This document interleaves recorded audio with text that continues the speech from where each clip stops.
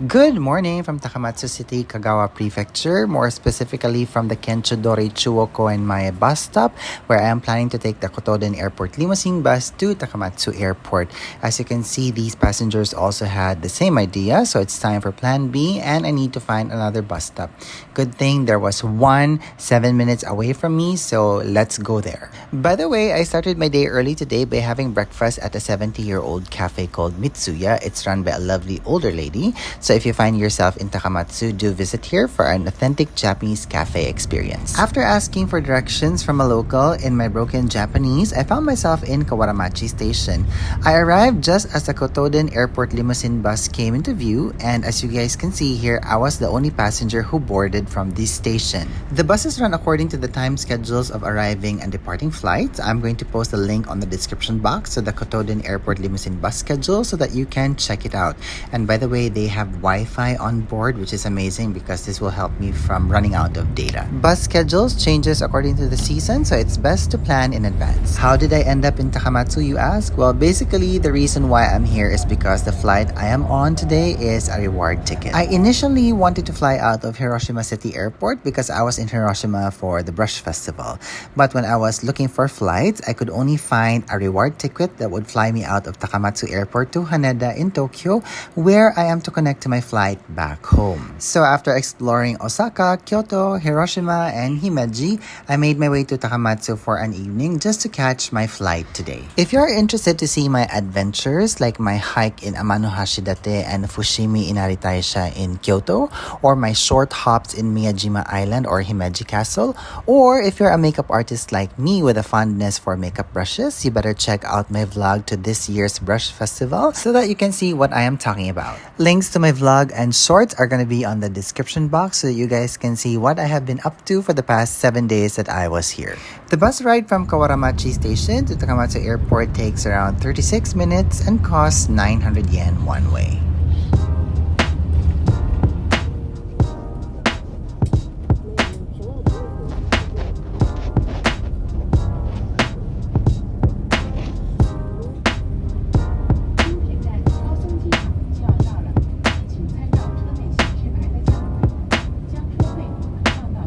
The Kotoden Airport limousine bus stops directly in front of the airport building. And by the way, I arrived at the same time as the passengers who were waiting at Kenchodori Chuoko and Mae bus stop. So this comes to show you guys on how well timed their services are. So now it's time for us to go inside.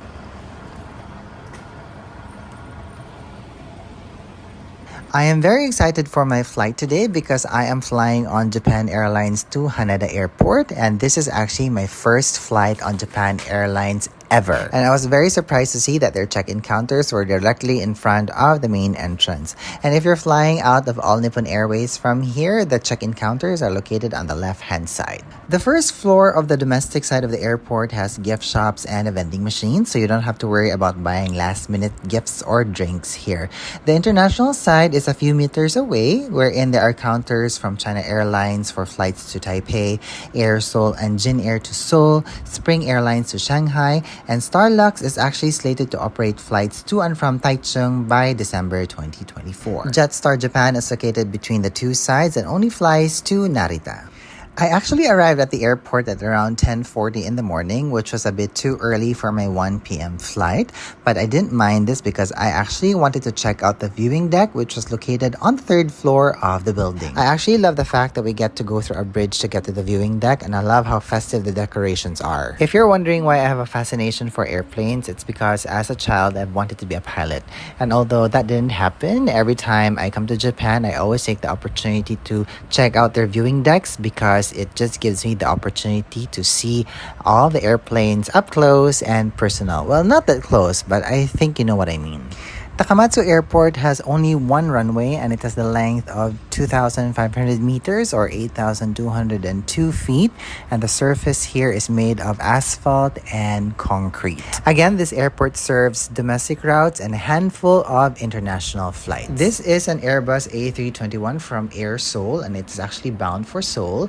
And then there's also a Boeing 737-800 here from JAL Airways. Now, this aircraft in front of us is an All Nippon Airways Airbus Airbus A321 and it's about to depart. All Nippon Airways is the only airline company that actually connects Takamatsu to Naha in Okinawa, while the rest, they only serve flights from Takamatsu to either Narita or Haneda.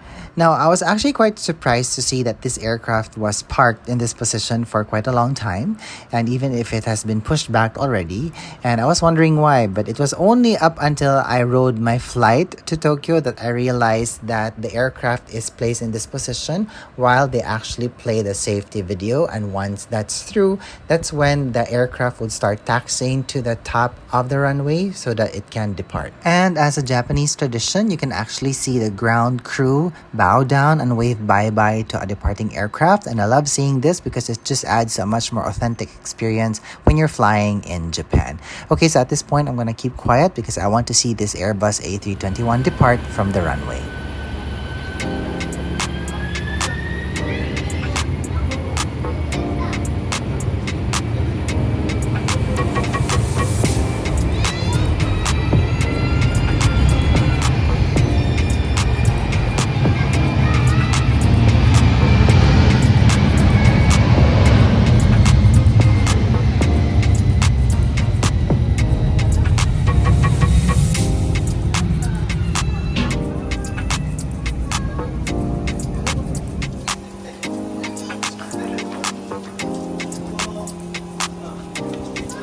After having my fun at the viewing decks, I checked in for my flight at around 11:30 in the morning. Now, this gives me ample time to actually find some lunch.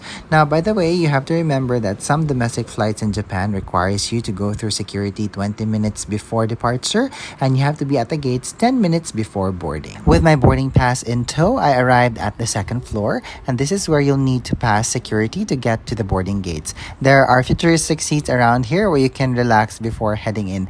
That, by the way, was the bridge that leads to the viewing deck. There are a number of gift shops here where you can buy last-minute souvenirs, and if you are hungry, there are a few restaurants to eat at. I chose the udon restaurant Sanuki Mengyo because I love udon. It's always best to eat before hopping on a domestic flight here in Japan because there is no food service on board. The menu of the restaurant is actually on display outside, which is perfect because I get to decide what I want to eat before I headed inside. And I decided to have some tempura udon for my lunch.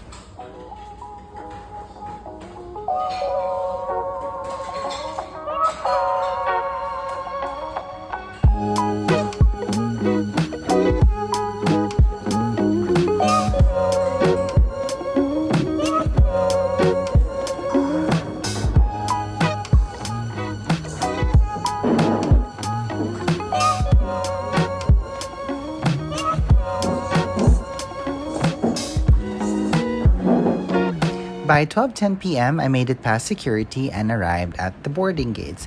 Now, I have just realized that All Nippon Airways actually uses gate number 2, Jetstar Japan uses gate number 3, and JAL uses gate number 1. So, what I'm gonna do is I'm gonna go and head to gate number 1 and find a seat. And even if I'm here too early, let's just relax and take it easy. I am flying out on Japan Airlines flight JAL480. I'm going to be on board this Boeing 737-800. I am scheduled to depart Takamatsu at 1 p.m. and set to arrive at Haneda Airport at 2:20 in the afternoon. I am so excited for my first JAL flight. Boarding was scheduled to start at 12:45 p.m. By 12:47, my boarding group 3, was called for boarding, and I scanned my boarding pass and headed through the gates. Now, for this flight, I have noticed that there are 5 boarding groups. Boarding groups number 1 and number 2 are the first people to board. Mainly, these are the people who belong to either first class or business class, or people who are a bit older who need assistance, or families with young kids. Now, the next people to board are people who belong to group number 3, my group, and we are the people who are actually seated on the window seat. The next group of people to board are people who are seated on the middle seat, which is group number 4, and the last people to board are the people who are belonging to group number 5, which are those seated on the aisle seat.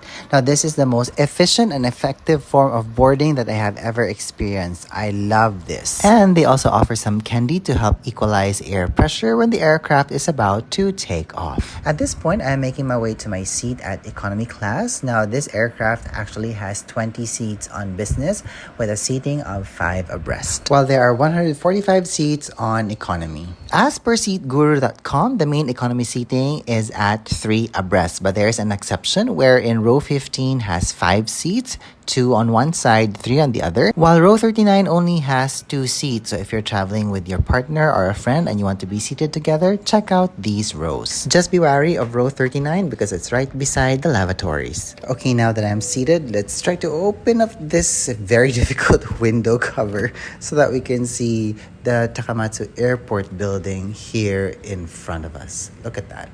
So the viewing deck is there on top near the Takamatsu signage.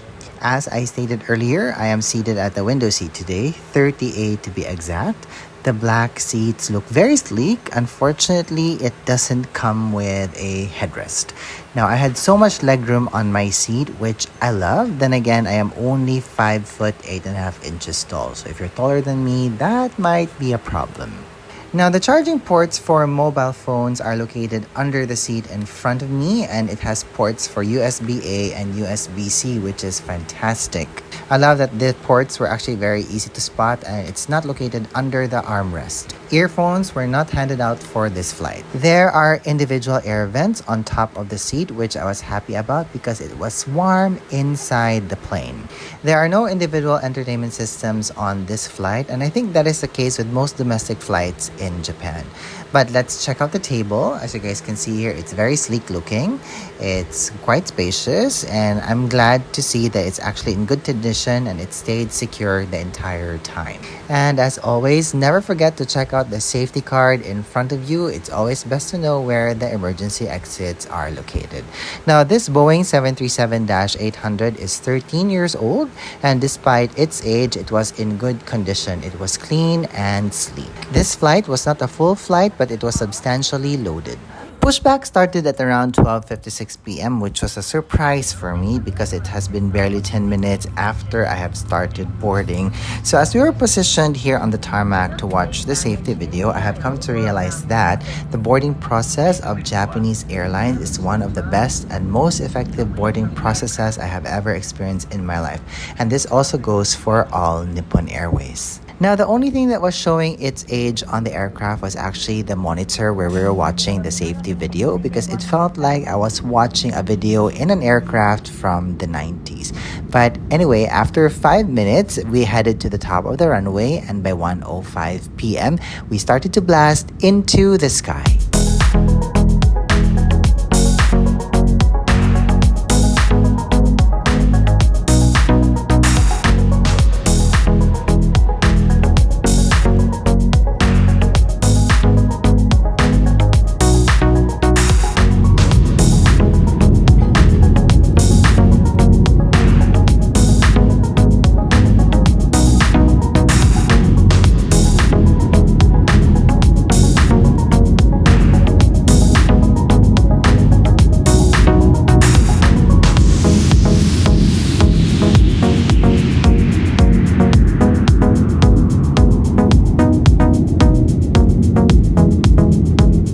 As soon as we hit altitude, I decided to charge my mobile phones. I always do this at this point so that just in case of an emergency, there are no wires by my feet. I also remove these prior to landing because, as we all know by now, the most crucial parts of flying is actually taking off and landing. By now, it started to get a little turbulent, and to distract myself from my own anxiety, I perused through their in-flight magazine. Since this was a domestic flight, it was all in Japanese. Japan Airlines used to operate Boeing aircrafts exclusively up until they incorporated a number of Airbus A350-900s and -1000s into their fleet. Japan Airlines also placed an order of 11 Airbus A321neos, which is aimed to be delivered by 2028 and is going to be used for domestic routes. At this point, I have noticed that drink service has commenced, and I have decided to have some hot green tea. When I got my beverage, I realized that I made a mistake in my order because it was still quite warm. warm the cabin, and a warm drink will not help bring down my inner temperature. I just should have gotten some iced green tea or even some iced coffee or any of the cold drinks that they were serving, because that would have been more helpful than a hot beverage. I wasn't expecting the cabin to be this warm. I don't know if it's because we were flying at this hour or if the heat was bouncing off of the wings. So what comes next after downing a hot beverage? You need to use the toilet.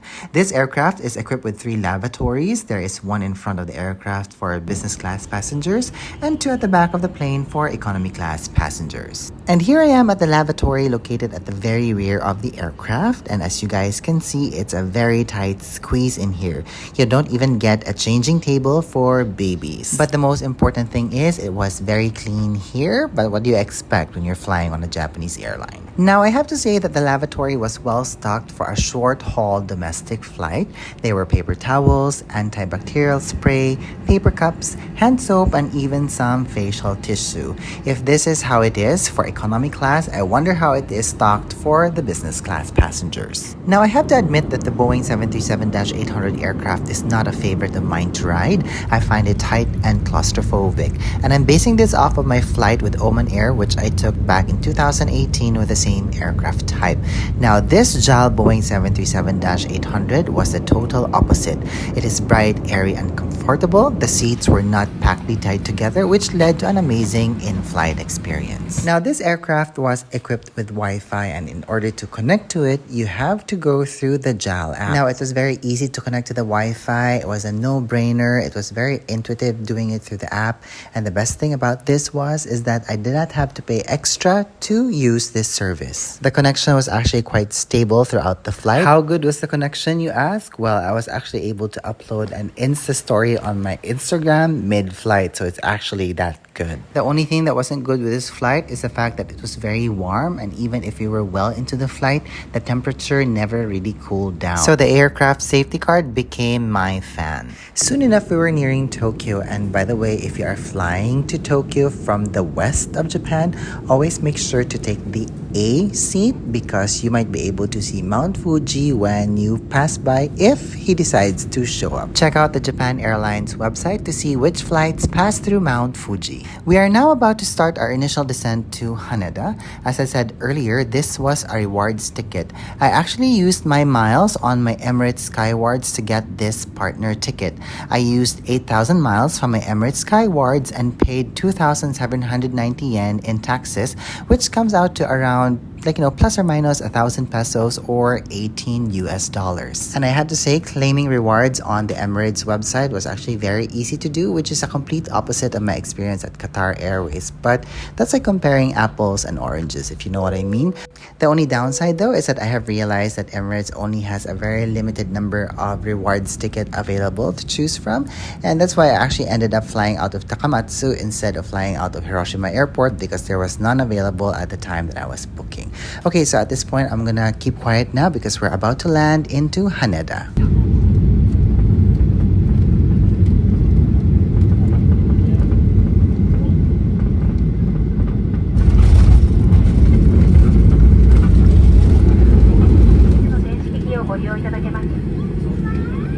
また、お降りの際には携帯電話などお忘れ物をなさいませんよう、座席周りをお確かめください。